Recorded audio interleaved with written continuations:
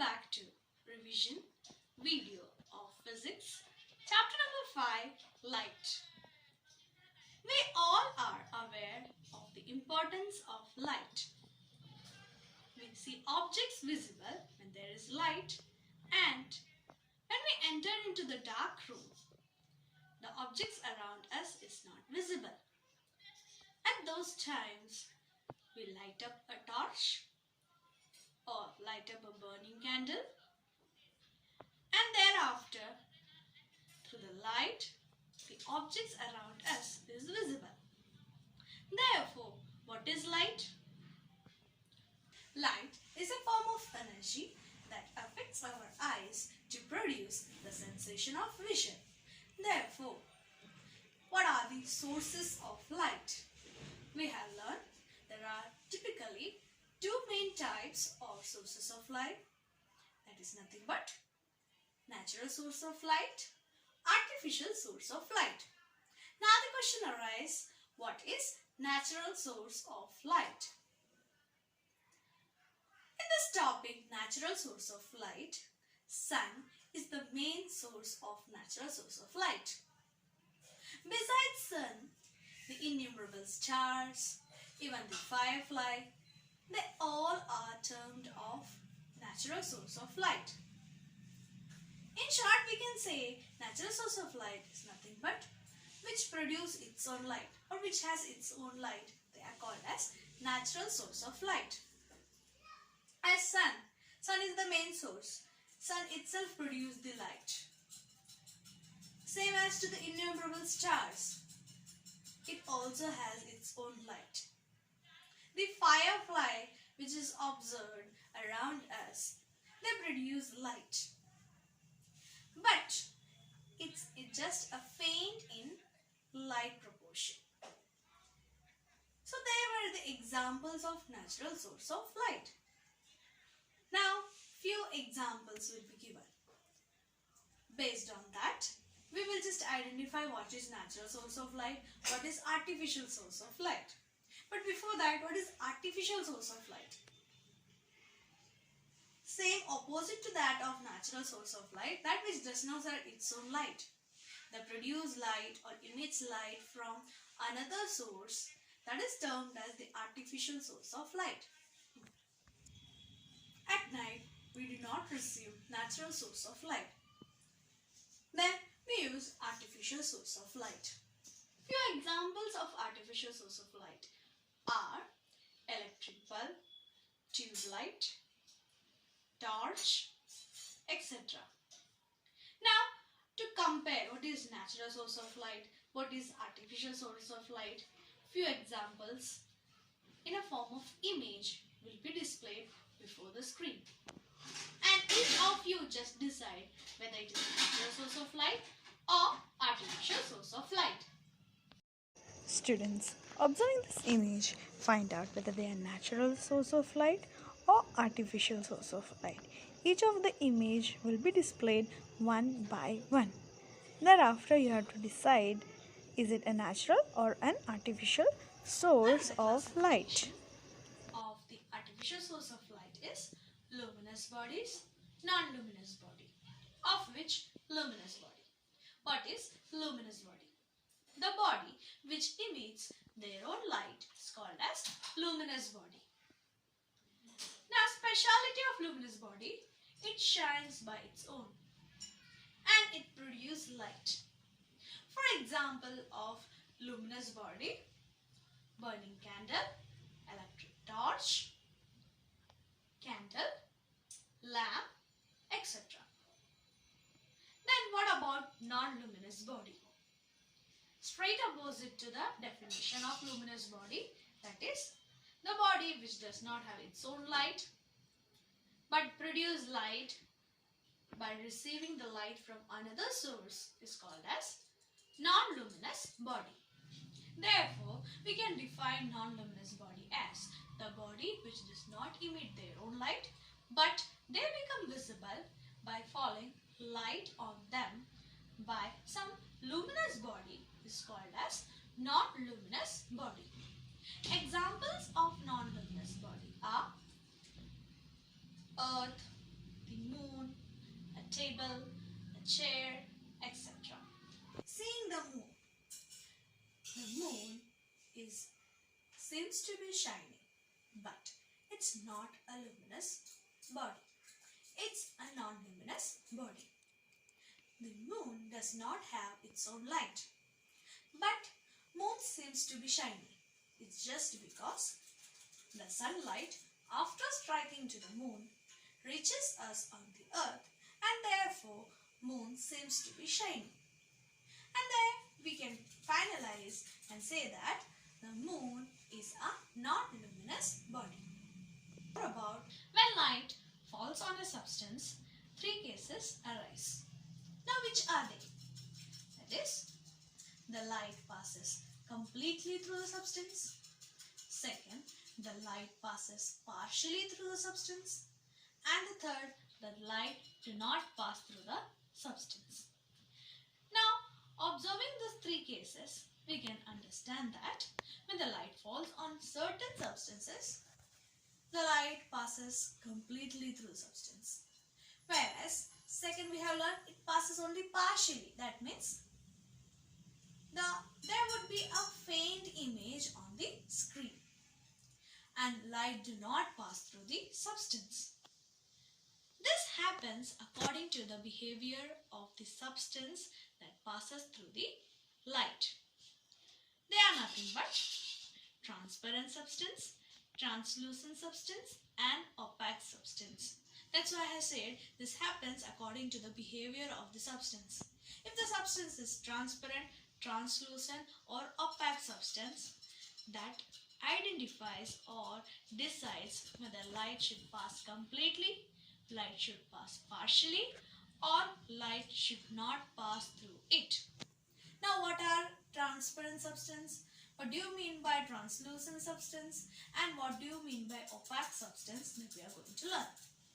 Transparent substance. A substance is said to be transparent substance when light passes through it easily.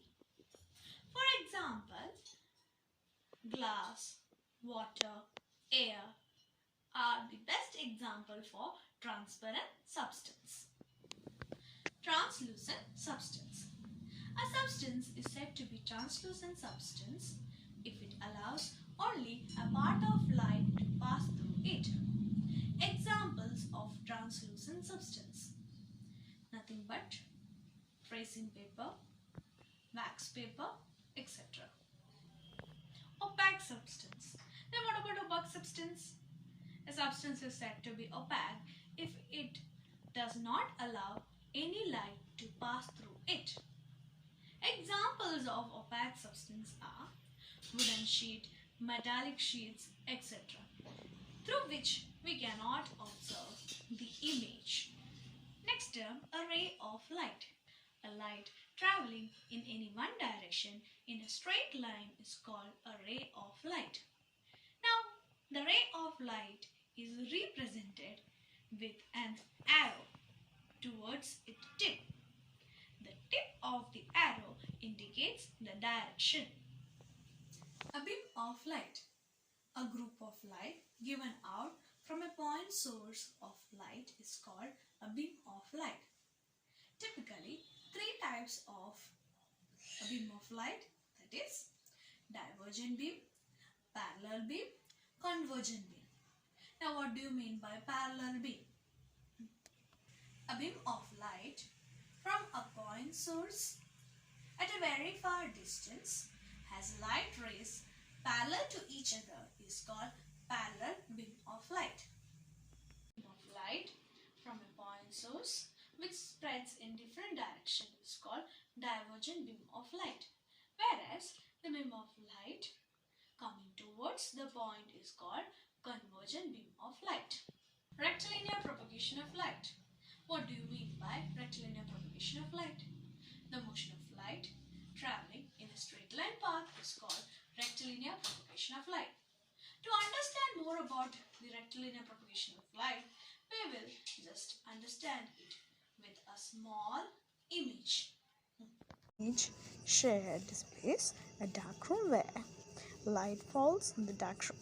Light coming through a hole in a dark room represents Light travels in a straight line. Therefore, the motion of light traveling in a straight line path is called rectilinear propagation of light. Application of rectilinear propagation of light. Pinhole camera, formation of shadow, eclipse. Now what is a pinhole camera? It is a simple application of rectilinear propagation of light. How to construct pinhole camera? For that, take a rectangular cardboard. Over one face, at its center, you have to place pinhole. Straight opposite to that, we have to place a tracing paper so that the image can be obtained on the tracing paper. And therefore, the pinhole camera is ready. Just on a rectangular box, the cardboard box, over one face you have to place a pinhole. Over opposite to that only you have to trace or place it up a tracing paper so that the image can be easily formed. Now what about its working and formation of image? When a luminous object AB is placed in front of a pinhole such as a burning candle, A-B' image is formed on a tracing paper. The A-B' is called an image, whereas A-B' an inverted image is formed on a tracing paper. This is because the reason is the light travels in a straight line path. It can be explained with the image. Representation of pinhole camera where image is inverted. Factors affecting the size of image: the distance of the object in front of the pinhole, the distance of the screen from pinhole. Characteristics of image: it is real, it is inverted, and comparatively the size will be smaller. Then what about shadow? What is shadow? If an opaque object is placed in front of a point source of light, it obstructs the passage of light and therefore a dark patch is produced on the screen which is placed behind the object. This dark patch is called as shadow of the opaque object. Basically, there are two types of shadow, that is umbra and penumbra. About umbra, the dark patch obtained on the screen is called as umbra, whereas the faint light that is obtained on the screen is called as penumbra. In case of umbra and penumbra, the difference is that over to the umbra, the opaque object which is placed in front of the point source obstruct the passage of light and therefore complete dark patch is produced.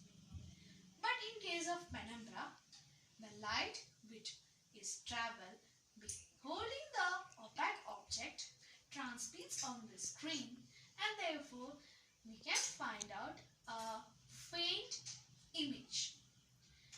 So that faint image is called as penumbra, of which the formation of image, three cases appears, that is formation of umbra alone, formation of umbra and penumbra both, and formation of penumbra alone.